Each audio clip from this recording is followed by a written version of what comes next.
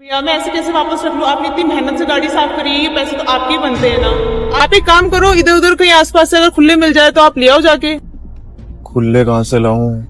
कोई नहीं दीदी, आप 2 मिनट रुको, मैं खुले करा के लाता हूँ। अब ये भी गया, अब ये भी वापस नहीं आएगा। अरे यार भैया कहीं नहीं गया, आ जाएगा भैया, थोड़ा सा वेट तो करो। अरे मेरी बहन, कर ही रहा हूँ वेट, इसका और कर लूंगा। देखना आपको जरूर आएगा। दीदी ये लो आपके बाकी के पैसे।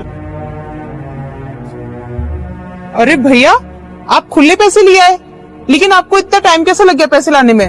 वो क्या है ना दीदी, मैं आगे दुकान पर गया, उन लोगों ने मुझे चोर समझा, फिर उन्होंने मुझे पैसे नहीं दिए, फिर मैं आगे गया, फिर आने जाने में ही ज्यादा टाइम लग गया। भैया मुझे एक बात समझ में नहीं आई, आप ये पैसे लेके भाग भी तो सकते थे, आपको 500 रुपए फ्री में मिल रहे थे, आपका तो प्रॉफिट था।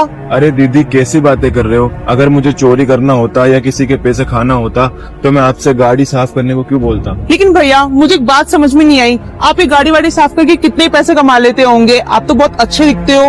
वो क्या है ना दीदी, मैं पढ़ा लिखा तो नहीं हूँ, अनपढ़ हूँ, और मैंने बहुत जगह ट्राई करा है जॉब के लिए, लेकिन किसी ने मुझे काम पर नहीं लगाया। और आपको तो पता ही है, ये पापी पेट है, इसको भरने के लिए कुछ ना कुछ तो करना ही पड़ता है, तो मैं ऐसे ही छोटे मोटे काम करके अपना पेट भर लेता हूँ। आप मेरे पास नौकरी करोगे?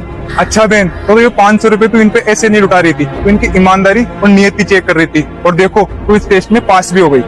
और भैया हमें एक ईमानदार लड़का चाहिए था, क्योंकि पिछले महीने हमारी शॉप पे बहुत चोरियां हो गई थी और हमें अब किसी पे ट्रस्ट नहीं रहा। लेकिन भैया आप हमारे लिए अनजान थे, और ये पैसे आप लेकर भी भाग सकते थे, लेकिन आपने ऐसा नहीं किया और अपनी ईमानदारी दिखाई। और आपकी इस ईमानदारी को देख के हमें आप पे पूरा भरोसा हो गया है कि आप हमारी शॉप पे ईमानदारी से काम कर सकते हैं। मेरी ग्रोसरी की शॉप है और उस पे मुझे कैश काउंटर के लिए चाहिए। आप बहुत ईमानदार और नेक लगते हो, तो आप कर लोगे वो आराम से। 1 मिनट, ये मेरा कार्ड है, आप कल आ जाना वहाँ पे। मैं आपका ये एहसान पूरी जिंदगी भर कभी नहीं भूलूंगा दीदी। और हाँ, 15,000 रुपए सैलरी और आपका रहना और खाना मेरे पास ही होगा।